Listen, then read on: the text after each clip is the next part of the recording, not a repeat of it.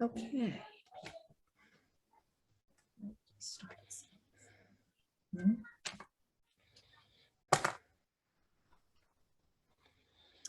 Good afternoon, everyone. I'd like to, first of all, start off with our welcome, and then we'll continue to move forward. Welcome, welcome, one and all, members and visitors alike. Welcome to our family here at Susquehanna Valley Ethical Society, otherwise known to our members as the Valley. To those of you who are watching the recording of today's platform, I welcome you. My name is Mike Arduini.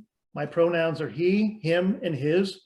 And I would like to acknowledge my life partner, Pat Arduini, the driving force behind our household and the Valley. We are thankful for all of you that could join us here today, October 10th, 2021, for today's interesting program. Visitors, if you would like to receive Valley news and further information about us, please provide your contact information in the chat feature found at the bottom of your screen. The Susquehanna Valley Society is a community of all walks of life that learns and grows together through shared values, doing good and nurturing the human spirit.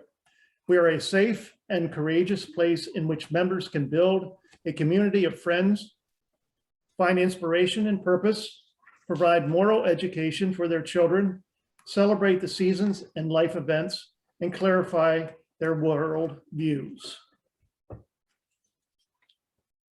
And I want to welcome everyone as well. And I am Patty Arduini. My pronouns are she, her, and hers.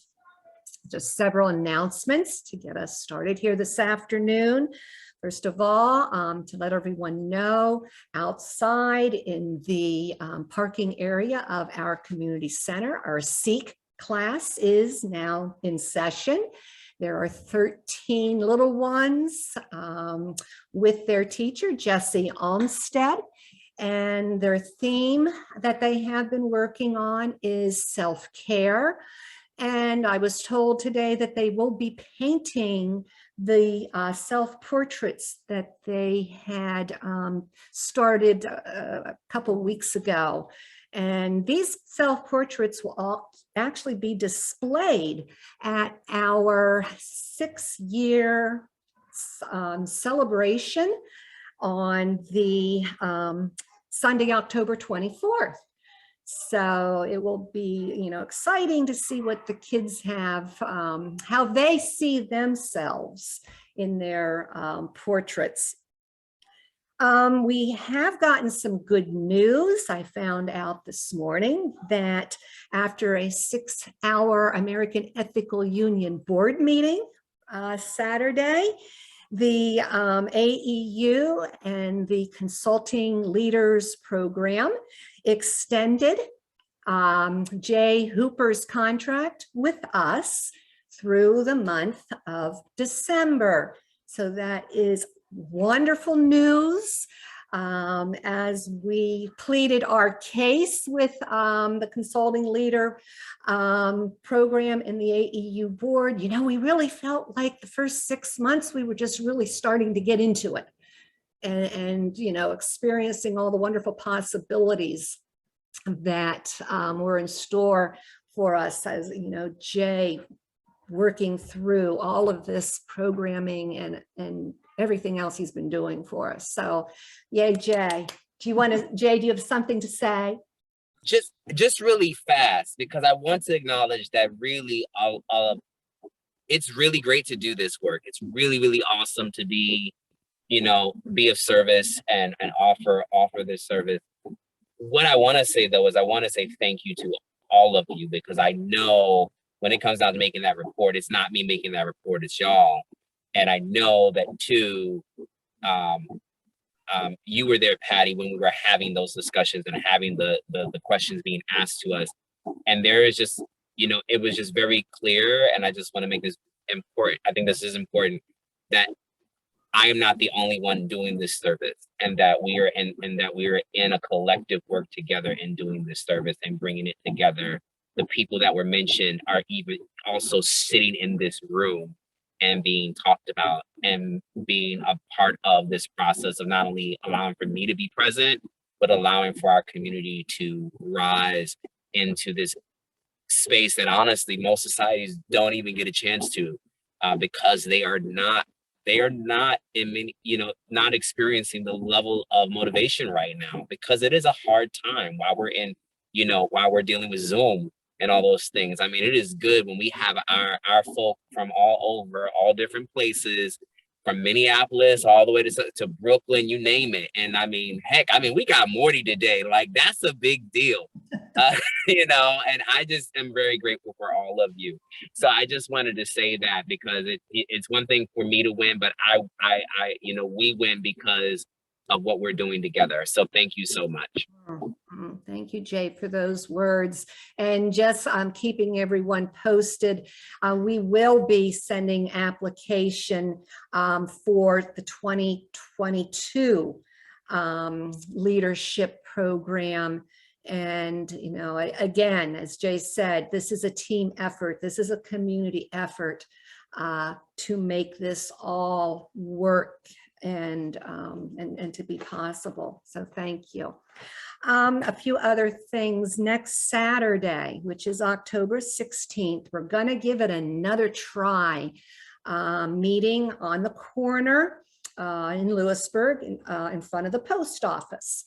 Make signs, spreading the love, whatever message you want to share with folks on the streets of Lewisburg. We're going to be there. We're going to be there with brochures. We're going to talk about SVES, who we are, and what we have to offer. So please, members, put that on your calendar. We'll be there from noon till about 2 o'clock. And, it makes so much more of an impression when there is a number of us spreading the word about what we are and what we do. On Sunday, October 17th, back by popular demand, is our living ethics discussion. And Anthony, our intern, is going to be facilitating that program with us. And I know how everyone, in the past has enjoyed that afternoon. When we get together, we have topics, we put a topic out there, and we discuss the ethical merits of whatever, that topic happens to be. So, tune in on October 16th. And that brings again to Sunday, October 24th. We celebrate our founding. This is the founding of SVES. It was back October 2016 that we held our very first public forum, if you want to call it that, platform. This event we're going to try as a hybrid. So we will be having an in-person, planning on using the parking lot here at the Heater Center to, share. We'll have some food. We'll have the kids doing things. We'll have pumpkins. We're thinking about doing some pumpkin decorating. I think, it will be a wonderful time. And we're going to also have, it live streamed, using Zoom. So it's likely to be an experiment. But we're going to, fingers crossed, that it will be enjoyable for whichever way you want to participate. And now I'd like to welcome Anthony. And Anthony is a Tufts University humanist chaplain. That's a recent wonderful thing in Anthony's life to be able to be doing. He's also a student at Meadville Lombard Theological School, and that's what brings him here as an intern with us, being supervised by Jay throughout Anthony's time with us.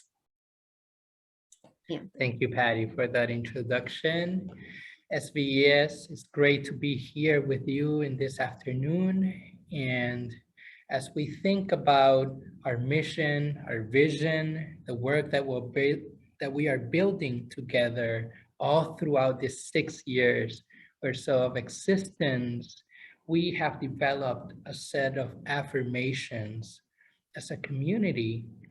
There are about 4 of them, and I will be reciting them, and I hope that each and every one of them speaks to you in some way. We meet at SVES to deepen our sense of the meaningfulness of life, to shine light on the ideas in which we guide our choices, to give us courage to take the higher path, and to get to know one another over time in appreciation of each one's unique and incompatible worth. And together, we work for a world where love and justice cross all borders. Our statement of affirmation then is that we affirm the worth, dignity, and uniqueness of every human being. Thank you, Anthony. Thank you. And now I'd like to introduce our speaker for this afternoon. Amir Gorn is a member of Susquehanna Valley Ethical Society, and Amir's wife is running our SEEK program. So Amir and his wife are really movers and shakers here at SVES. Amir has so many interests, and I have found out that the topic that he's going to share with us today is one of those things he is very passionate about. And that is the topic being effective altruism. So Amir, I'm going to open it up to you, and you do have screen share. So if you need to use that. Okay. Thanks. Hold on, let me share my screen. Thank you for that lovely introduction. Definitely, Jesse is the one who's investing a lot of energy into SVES, and you know, I definitely have interests as well. So happy to support in some ways here and there.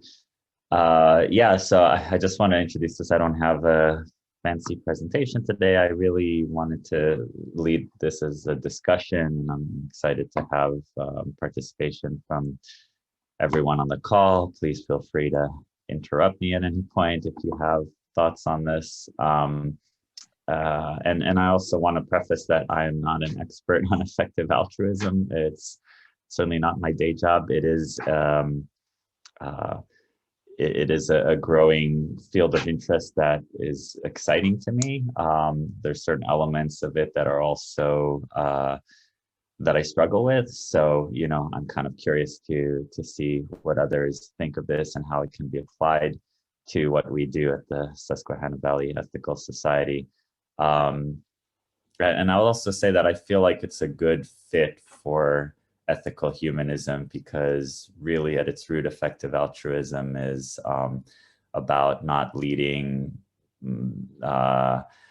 your charitable or altruistic interest based on just mere emotions or you know, or any kind of BS, to put it bluntly, but really to base your approaches on science and reality and evidence and all that. So I'm just going to go through some of the notes here. Hopefully you can see my screen, and start off with just sort of defining effective altruism. So I drew from a few sources for this discussion today, which I'll reference along the way. Wikipedia, always very helpful to kind of get things in a nutshell. So I like this definition. You know, it's a philosophy and a social movement, because it is rooted in philosophy that advocates the use of evidence and reasoning to determine the most effective ways to benefit others. Altruism refers to improving the lives of others as opposed to egoism. And effectiveness refers to doing the most good with whatever resources are available, as opposed to only doing some amount of good, as well as determining what is the most good by using evidence and reasoning. as opposed to only doing what feels good or appears intuitively appealing. So I think this pretty much sums it up well at a high level. A few other aspects of effective altruism that are important. One guiding question is, how can we individually and collectively do the most good? You can think of it as like, if you're talking about charitable donations in particular, but note that it's not limited to that. Effective altruism is also about, you know, actually going out and doing things in the community, for example, or in the world. But, you know, if you think about having like $100 that you're going to donate somewhere, effective altruism would say, you know, like, do you just give it to a homeless person on the street? Do you give it to a particular organization? You know, where do you want to put those $100 to use so that they generate the greatest good in the world, is kind of one of those questions. And one interesting aspect of effective altruism is they call cause prioritization. So the idea being that it's pretty neutral in terms of what causes to support. So effective altruism doesn't start out saying hunger is the most important cause and we must, you know, deal with that, or prison reform is the most important cause, so let's put, you know, all our eggs in that basket. Like, effective altruism really encourages its practitioners to look at everything sort of in context, right? The whole world and all the causes, and see where you can do the most good, which is, you know, an interesting approach. Obviously, that's in opposition to where people have their pet interests that they want to support. And also it looks at cost effectiveness. So and one example, or a few examples that they give, for example, in health interventions, they try to look at lives saved per dollar, but also quality adjusted life years, disability adjusted life years. These are terms referring to not just like how much, not just like how many life years you might save for someone by intervening, like in health. Like if you do, you know, there's considerations. If you do some surgical procedure that saves someone, let's say gives them an extra 10 years of life, are they quality additional years or not? You know, like there's different sort of, I don't want to get too much bogged down in the weeds here, but, you know, there's actually studies and research showing how much those years are worth for a person. So for example, if someone, you know, if some procedure leaves someone very disabled and like suffering and in pain for an additional 10 years, that procedure is not going to be as cost effective as a procedure that maybe buys that person one extra year, but that's like an extra year where they're free of pain and they're able to go about their lives and be happy and all that. So so that's something that effective altruism is also interested in. Yeah, sorry, I'm just if there's chat questions that come up, please let me know, as I'm having a hard time pulling that up at the same time as I'm presenting. But yeah. And I also like I'll pull in some examples that I found along the way. So here's like it says, a chart from an essay by Dr. Ord, one of the effective altruists, that shows the number of years of healthy life measured using disability adjusted life years that you can save by donating $1,000 in the domain of HIV/AIDS. And the chart shows figures for 5 different strategies. And it basically shows you how much each of these strategies is able to contribute to people's well-being as measured in disability adjusted life years. And you can see that, you know, contrary to what you might think, you know, the surgical treatment is has the most negligible impact overall, but condom distribution is pretty high up there. And then highest is certain types of education for high-risk groups was shown to contribute the most. So they sort of took this evidence based on what research is out there to suggest where, again, you might want to get the most bang for your buck, so to speak, in terms of helping out in this cause.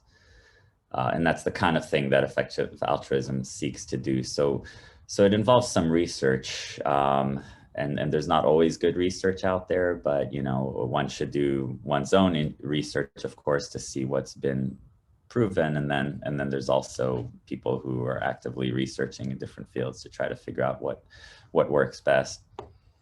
And another criteria I want to highlight for effective altruism is you want to look at areas where there's room for more funding. So if you're going to donate money, ideally you'd want to donate where there's still more people to help, right? If you're giving more money to, like, let's say soup kitchen, but there's nobody extra to help get more food and pass it out and all that, then the money's just going to be sitting there and it's not really helpful.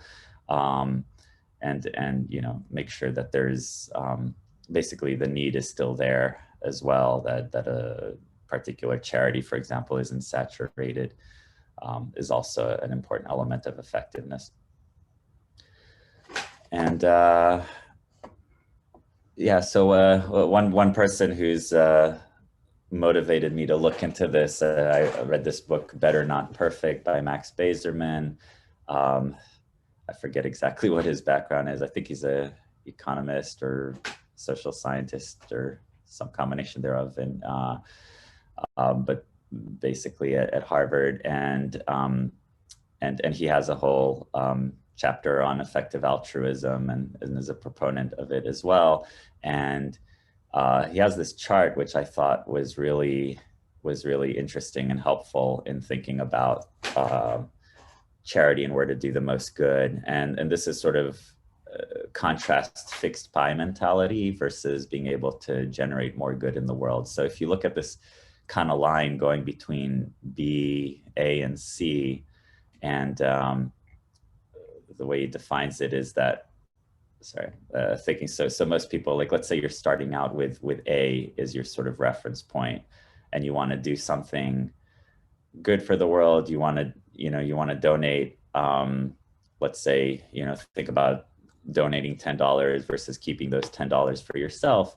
You might think of it in terms of these two dimensions, like how much value is that $10 creating for you, say buying a few lattes or whatever for yourself, versus how much value could that be creating for others if you donate it to some cause, right? Or maybe even pay it forward, the way some people I've seen do, and pay for the next person's coffee. So oftentimes we think about in negotiations, and also in life in general, that if you have sort of a fixed pie mentality, you'll figure that as you move down, you say you want to keep, let's say you want to keep more of the money for yourself, right? So so as you kind of move up along these lines, you figure, well, that's less money to go to other people, right? So maybe if it's $10 you're splitting up, A would be you keep $10 for yourself, and you give away $10 to others. B could be, let's say that you keep $20 for yourself and give nothing to others. Or C would be you give all the $20 to others and you leave nothing for yourself, right? That's kind of fixed pie thinking. You have these $20, you can only give so much of it. How much do you do? And what Max Bazerman argues is that you don't, it's not, most things aren't really a fixed pie, and you don't have to just move along this continuum. In fact, you can find ways to create a lot more value with your $10 than this reference point A, and you might be able to move to a different point E or D or F, where you're keeping a good amount of money for yourself and you're getting a lot more value to others out of that same amount, right? So like F could be a very sort of effectively altruistic point where you're not like giving away your life savings, but you're getting, you're getting some value for yourself, and you're also giving a lot of value to others. So that's kind of conceptual. I guess I'll try to bring it back to earth with some more examples as we go along. But it can, effective altruism encourages significant charitable donation.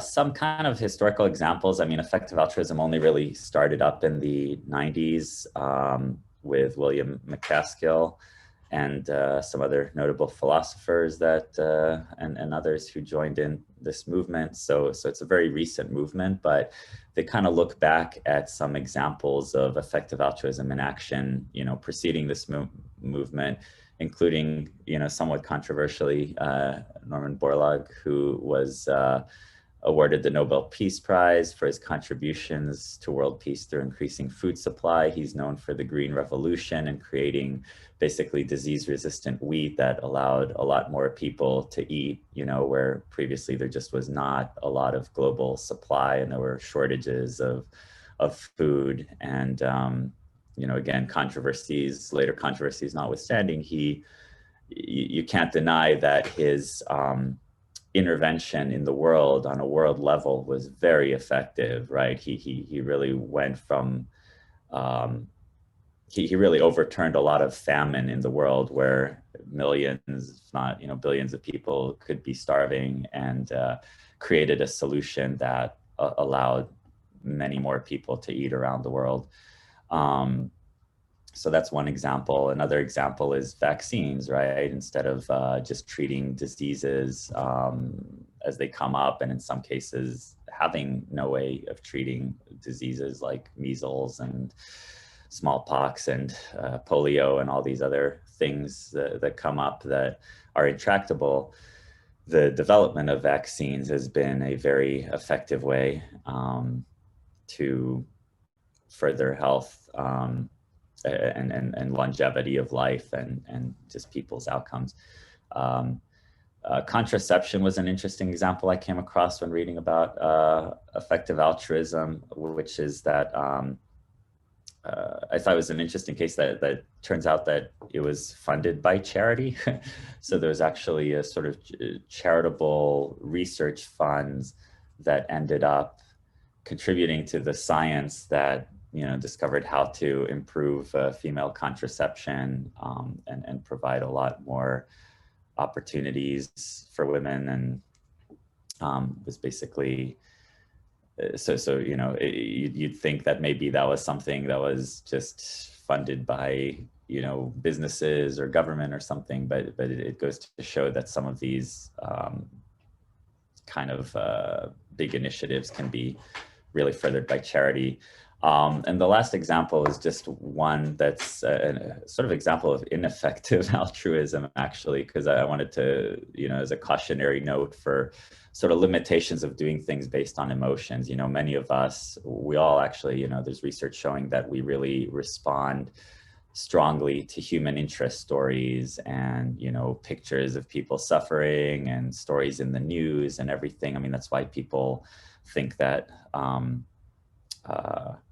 that airplane crashes are more common or worse than car crashes and things like that. You know, things that are salient and really grab our interest tend to elicit stronger responses, and that's very true in charities. And with Sandy Hook, with this awful elementary school shooting of these children, there were about, you know, 60,000, I think, was teddy bear donations to the school. Of course, very well intentioned and people reaching out with compassion and wanting to do something. But as far as, you know, effective altruism, not so great, right? Because that's way more teddy bears than any of the families could really make use of. You know, they had to end up finding something else to do with all those donations. So you know, it could have been much better if somehow all that good energy were channeled into something more effective, you know, whether it's donations to some policy changes or a fund for other like school violence related issues, you know, something that didn't just end up, you know, saturating the space for this particular horrible incident. just got a couple more sections, but wanted to bring it up to some more sort of modern issues that are a focus of effective altruism. One that's kind of near and dear to my heart is animal welfare, which some might find surprising as a focus of effective altruism. And Peter Singer is a very famous moral philosopher who was famous for his notion of kind of expanding our circle of morality. Like the idea is that the inner circle is sort of you, the self, like looking at yourself as just this isolated human being, and that's who you care about, to, growing circle that includes your family and friends, and then thinking about sort of all of humanity and people around the world as being of your concern, and even suggesting that non-human animals deserve one's sympathy as well.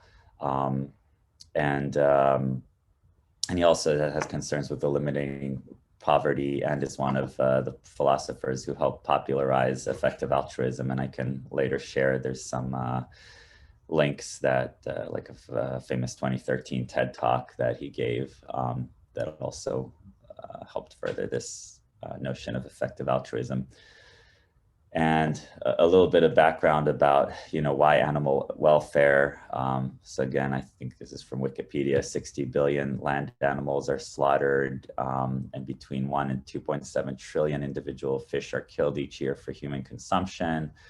And the idea is that if farm animals such as chickens are assigned even a tiny modicum of consciousness, right? It doesn't even have to be anywhere near level of human beings. Like, let's say you consider us at a higher level of consciousness and emotions and whatever, then as some of these other animals, the degree of suffering brought about by factory farming in particular is huge. And it's an underfunded initiative, and so there's a great possibility of reducing global suffering by funding such efforts. Yeah, and then this is one that, it's hard for me. I mean, I am a vegan, but even aside from just promoting veganism, I feel like, even if you're not vegan, I sometimes struggle with this, with just how it's not more of a concern for more people, I guess, I just, if you believe at all from living with and dealing with animals, that they feel emotion, that they feel pain, that they can suffer on some level, and you look at some of the conditions of factory farming, I just find it hard to understand how so many people are still supporting this, and how in fact global meat consumption is going up, not down. As much as veganism may seem to be popular these days, there is more meat consumption than ever, and so much of it is coming cheaply from factory farmed food. And I'm sure some of you have heard some of this, but like just there's lots of chickens that have to be kept in like tight spaces and cages where they have to be debeaked so that they're not pecking each other, because they're too close to each other to establish their natural pecking order. They have nothing remotely resembling the social life that they're instinctually programmed to have. And it's just horrible conditions, and they just live these, somewhat short, like really deprived lives, where, like, you think about the animals, they have instincts, some similar to us. Dairy cows, for example, I won't go into all the details, but, it's just, I think it's easy to like kind of put it out of mind, especially since factory farms also try to hide what's going on there. But, dairy cows have to be kept pregnant like constantly so that they keep producing milk, but their calves are ripped away from the mothers, practically as soon as they're born. And you can see, if you've ever seen videos of this, like the cows are in distress, and they don't, just like people on some level, they don't that appreciate being torn away from their offspring. So it's kind of built in, you know, as much as you, so yeah, I mean, that's all I'll say about that. There's, you know, there's better farming practices, there's better ways to go about, even if you are consuming animals, and, you know, there's more humane approaches to producing meat and fish and dairy, and yeah, it's just, like I said, one cause that in particular, I wish there would be more done and more people kind of on board with that, reducing that whole big bolus of suffering. Some other types of examples of effective altruism are anti-malarial bed nets. So these are really cheap, cost around $2 each, and they can significantly reduce malaria rates, and reduce death, you know, mostly in other parts of the world, of course. So that's an example that kind of, I feel, brings home just the monetary discrepancies, you know, between like how much money you might have to spend in the US to maybe keep someone from dying from causes like that, versus like overseas, you could, you know, save like 10 lives for $20, you know. It's just staggering. And they found that even simply transferring money directly to people who are very poor around the world is a relatively cost-effective way of helping people. So again, you know, most of us are trying to do things through whatever, donating food to soup kitchens or various other ways. But, you know, again, weirdly, just transferring money, like, especially in other parts of the world where a dollar like goes so much farther than it does in the US, can be very cost effective. So, so on that note, I just want to note that it's donating over, like a lot of effective altruist efforts are focused overseas. And that's one of the things that I think I struggle with a little bit. I'm sure many people do, but you know, our dollars really go so much farther in other countries and you know, poorer parts of the world, where people might live on less than $1 a day, you know, or a week or whatever it is. You know, it's just so you can do so much more good, and you can help so many more people. So if you're thinking just in terms of like, people are people, right? And you're trying to help as much of humanity as possible, effective altruism will say, like, really focus your efforts there first to reduce world hunger, reduce world poverty, world suffering, and don't focus so much on sort of rich world problems. So here's just a list of some of the kind of major players in effective altruism. Again, I think Will McCaskill is kind of the founder of the movement, as I understand it. Peter Singer and some others, Karnofsky, are prominent. There's a few kind of concrete things that you can look at here. Giving What We Can is, as it says, is an organization whose members have pledged to donate at least 10% of their income for the remainder of their working lives to causes they believe are most effective. 80,000 Hours is an organization that conducts research on which careers have the largest positive social impact and provides career advice based on that research.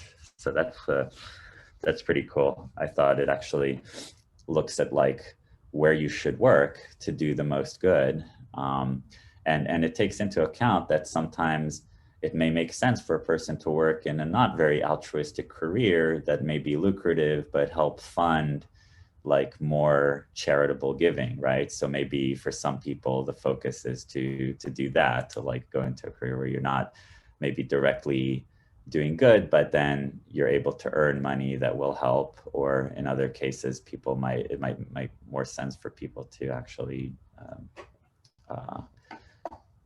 take on a charitable career.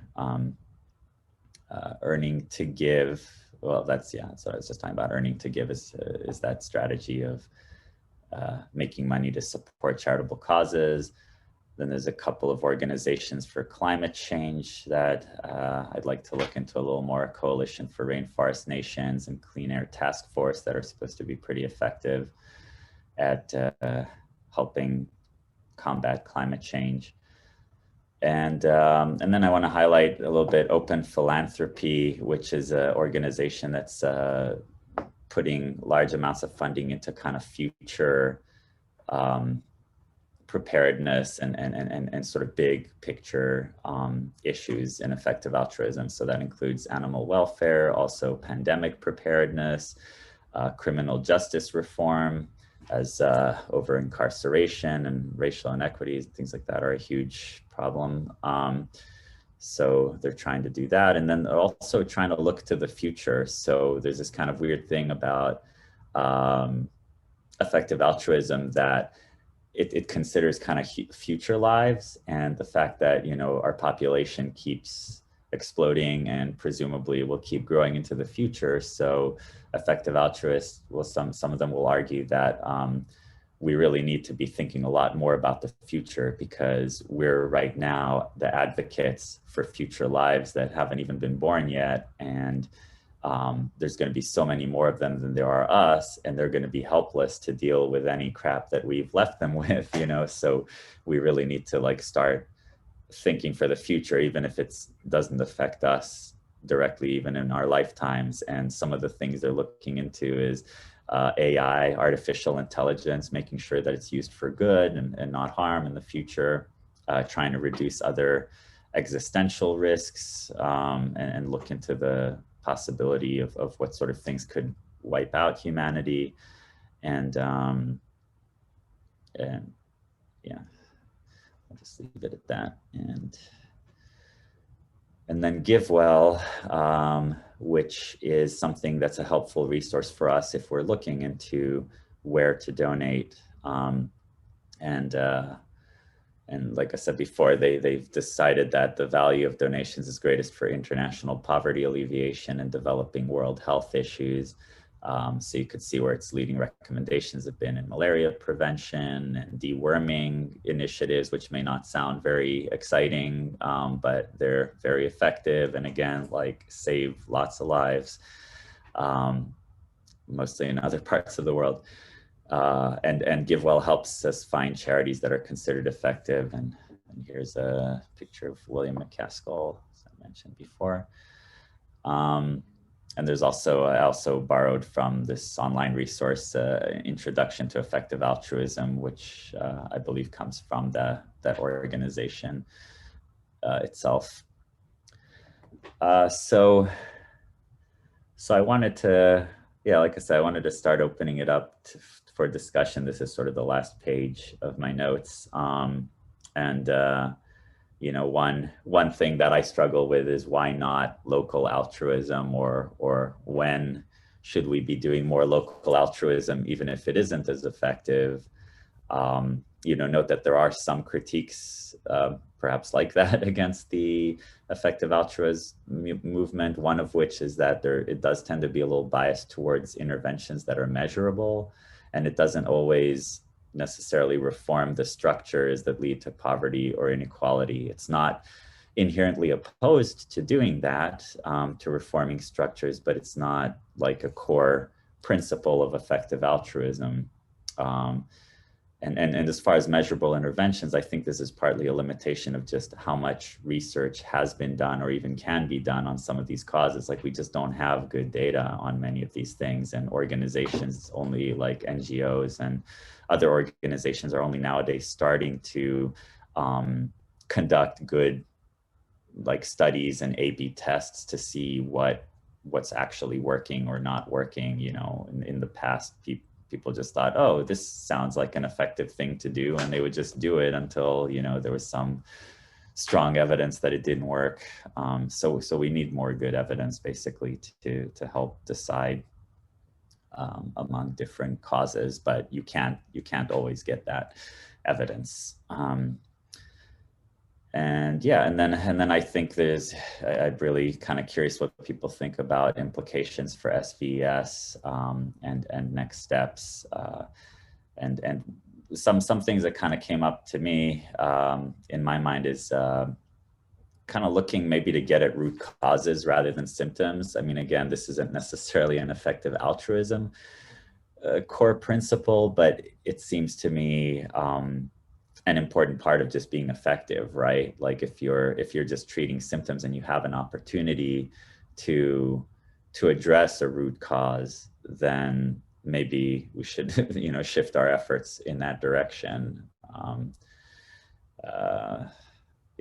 I don't know. I can't think of a great example, but one that just came to mind is like if it's, if we have flooding in downtown Lewisburg, and so like our charitable work is to help clean out flooded basements or something, maybe we want to look at, well, why is there flooding? And, the reason I picked this is because there actually is something being done in Lewisburg. They're dredging up and redoing the Huffnagel Park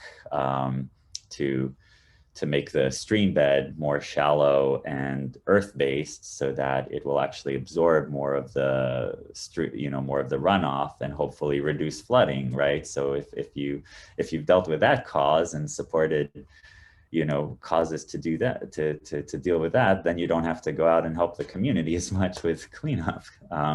So that sort of thinking, I think, could be helpful. And then other maybe implications for us is considering other players in a given space. So if an area is saturated, if there's already a lot of support for food kitchens or clothes drives or something like that, maybe we should focus our efforts somewhere where there isn't as much help yet, and more could be done.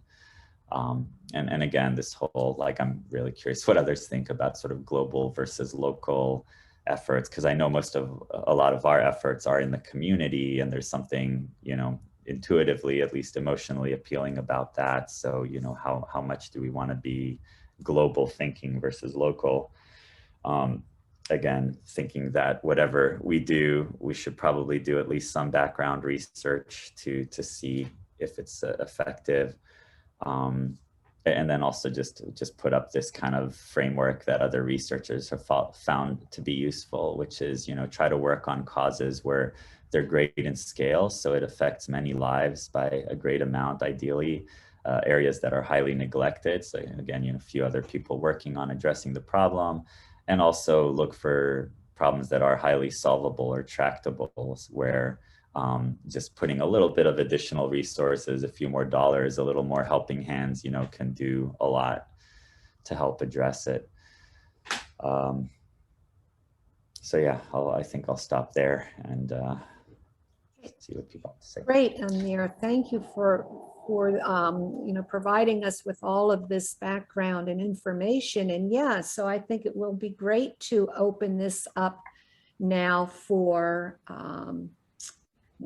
conversation, and I'm going to ask anyone who would like to speak that you can use raise hand option, or we're small enough that we can just open up. If you all just unmute yourselves.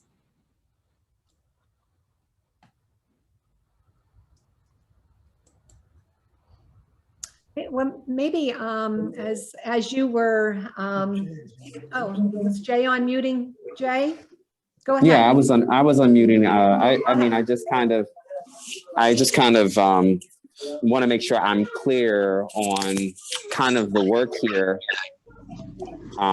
because I'm intrigued. So I just want to make sure I hear you correctly, Amir, in the breakdown of this, because this is a slightly a new term for me. I've heard of it, right? So now you're just bringing it more to the forefront. So I just want to know, so is this more like when we're talking about like focusing on goals and causes, that with altruism, you kind of kind of go more upstream with the issue instead of focusing on the issue at hand to be more preventative? Is that what I'm getting?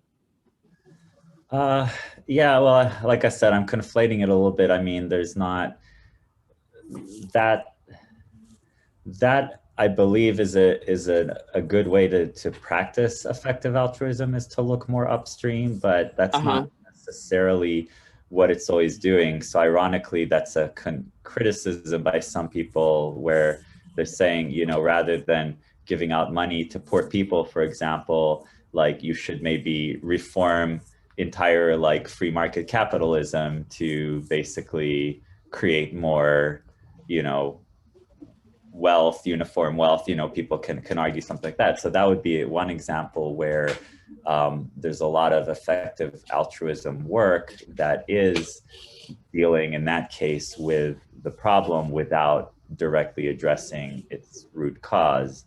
But again, I don't think any effective altruist would argue against if you found that like you have a great way to affect policy change that will help address that root problem. They probably will end up saying, well, hey, that's more effective, you know, but it's not, that movement doesn't seem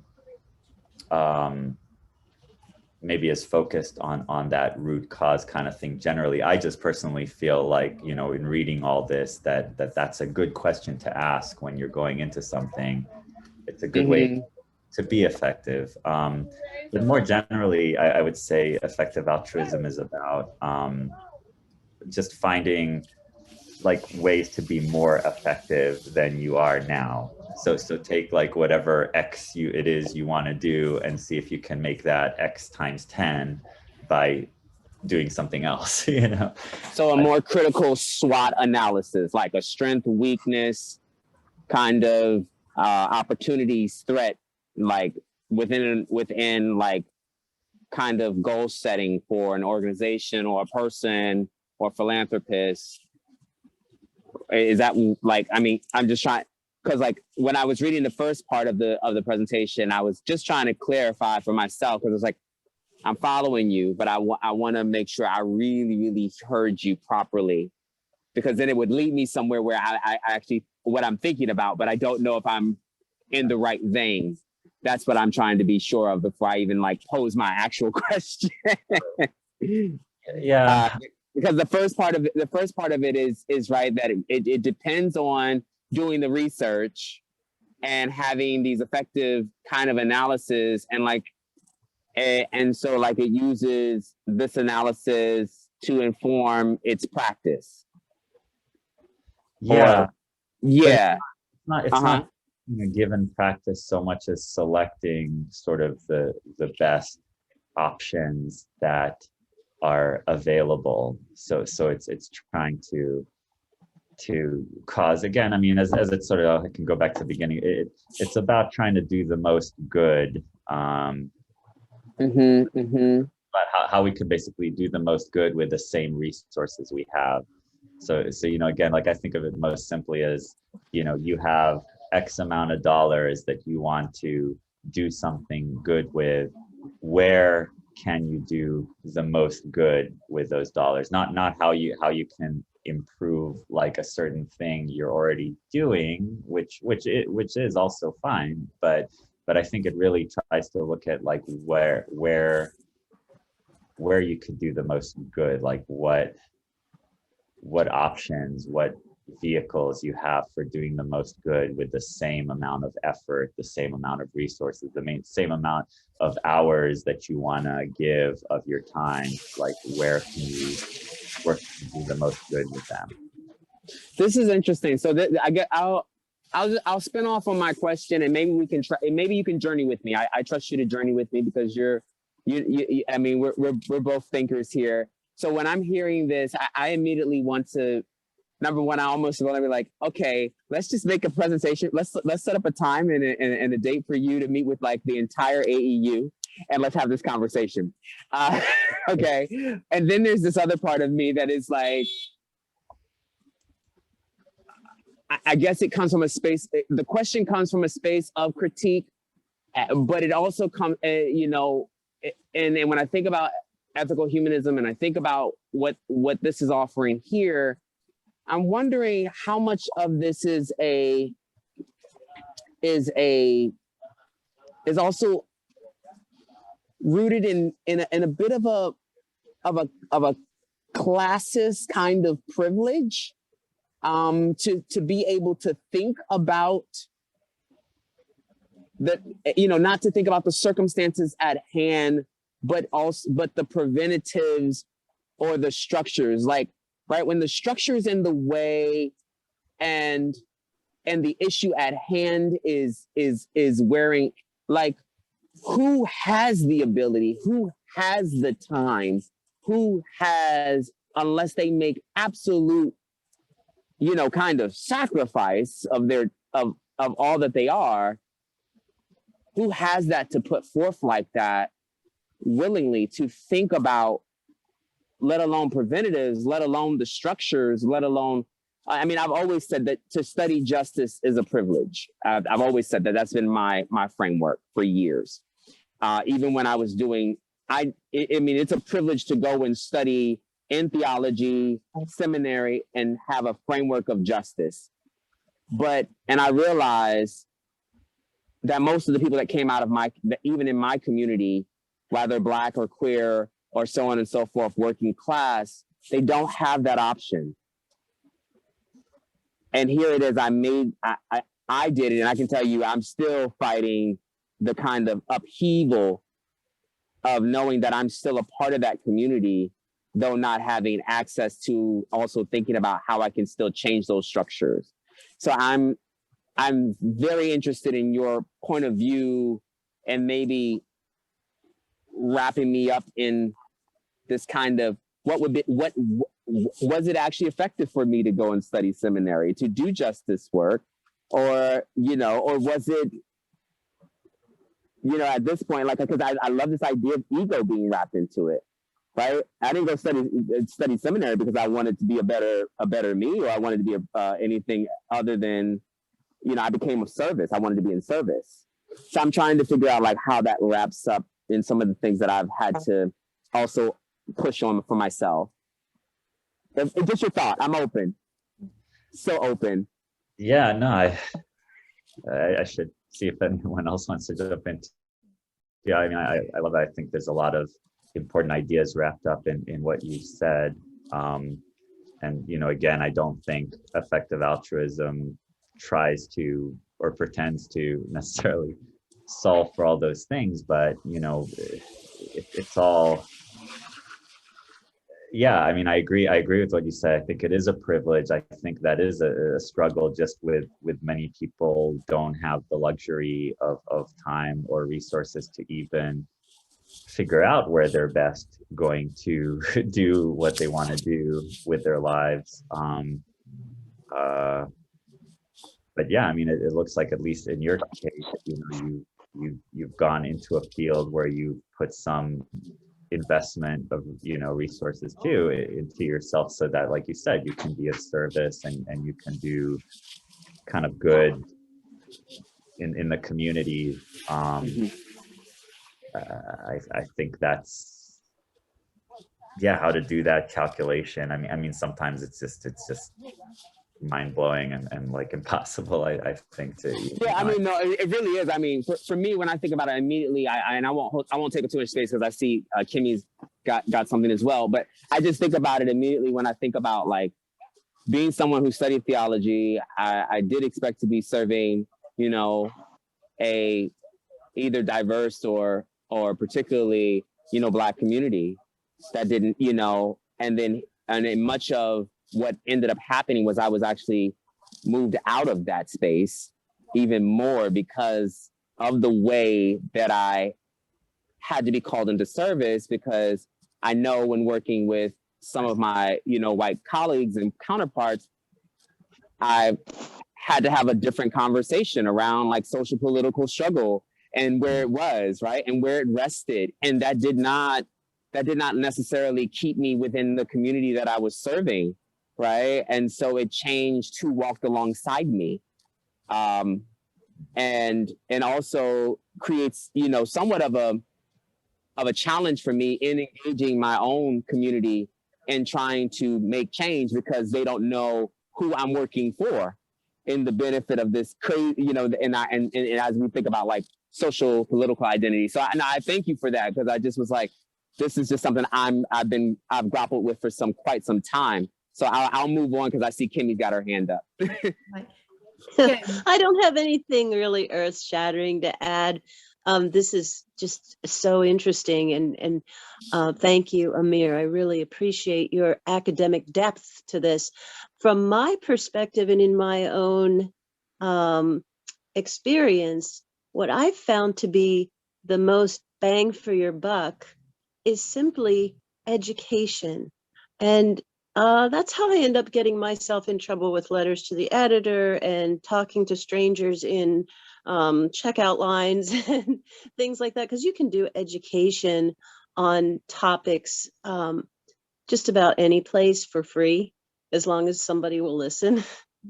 But I'd like to explore this more, because I've always wanted for SVES to get into a component, just because it's near and dear to me because of my background as a biologist and my first life as an ecologist.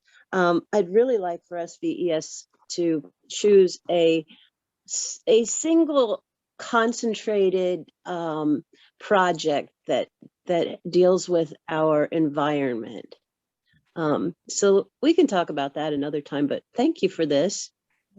Yeah. So go, Amir, did you have a statement you wanted to make on that? I mean, just amen to that. I mean, as we've talked about a little bit before, but I do think, yeah, something with the environment, you know, is stars are aligned on that one, both across affected interests and, you know, obviously affects our communities and is very current and important to address. Right. Yeah. And, you know, and as we're thinking about all of this, and yes, this definitely is going to lead us as a society to really look at, you know, our giving, and that, you know, we have been doing. And, you know, when I always say, you know, when you have great numbers donating, you know, each individual donating a little bit, you end up with a much larger pool of funds that, you know, can be used in efforts. But I think too, we need to look at what we have been, you know, giving to and evaluating it. Has it been the best use of our funds, our monies, and maybe there are better practices that we as a society take a look at. I mean, I have a few that I'm just thinking off the top of my head. I'll just pick one. The duffel bags that we purchase and fill with items for kids in the foster care system, you know, so how effective is that? I mean, it's not, is it, you know, changing the cause of why children are in the foster care system?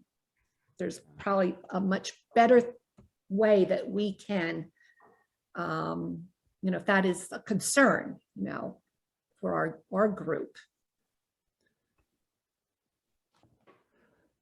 Yeah. Sorry, go ahead. Okay.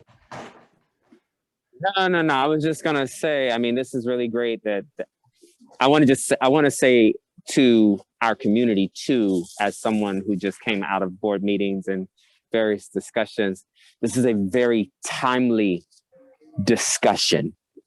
It is a very timely discussion regarding how we take up our own torch and mission and put into effect. I won't even say in the world, I'll say effect, because that's where we are in this conversation. And I think it's important because not only like, if our focus be education, then that's where we'll go, right? If our focus be these things, and I think we've done a very good job really taking, you know, this boat that is the valley, and in many ways, you know, kind of riding the if you will, the breeze or the wind of, you know, what ethical culture is and what is expected to be. But then there is also, you know, our own ability to advance ourselves and be our own engine and not be thinking about just the win, but really into our own ingenuity of like who we are when we establish, when we are establishing our societies or our education program, what are kind of what we used to talk about years ago, result-based accountability. Like, is Patty's right? Are we really making change when we are just giving, these duffel bags? Or is there a better solution for children in the foster system, especially like someone like, and I'm going. Uh-oh. Oops, I think we lost Jay. Yeah, right. Yeah. A little bit. Yeah, so yeah, I think Amir and everyone here today, because we are closing in here on our time, and Jay is back. I think Jay is on to something that. Yeah, mine's my phone. Yeah. Yeah. Sorry, my phone dies. Right. Yeah. Yeah. So yeah, Joe was saying, we could, I know the baby is probably going to be getting up from her nap soon. And, we are 5 minutes from when we close our program. I would think that this is a conversation for us to continue. And maybe this would be a topic we could continue next week, even with our topics of discussion. And, we might,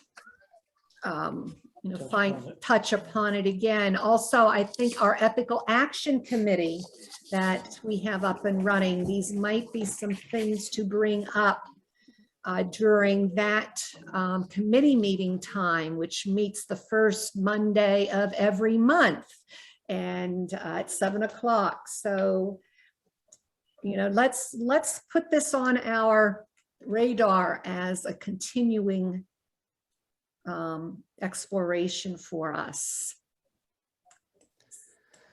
Sounds great. Yeah, I kind of see it as a part one because, yeah, it's definitely. Yes. Thank you, Amir. Thank you so much. And that does bring us to a closing. And I think maybe Anthony, who was going to do that. I don't know if Anthony is still on with us. If Anthony is not, maybe Jay, you can close us out. We can do our closing. Yeah, I can do it real fast. Yeah. I think, I just, I think, where do I start with this closing? Wow, it is. Journey with me, y'all, for a minute, just me in this, because I think that there's just so much there, and I don't want to. This is not because it's not a closing technically. That's where I'm at. I'm like, oh, it's not a closing. It was so good. May we be open. May we be open. May we continue to be in the quest of what is best practice. May we seek out the best in ourselves so that we can seek out the best in our world. And may we arrive and understand that we are all a seed of goodness. Be well.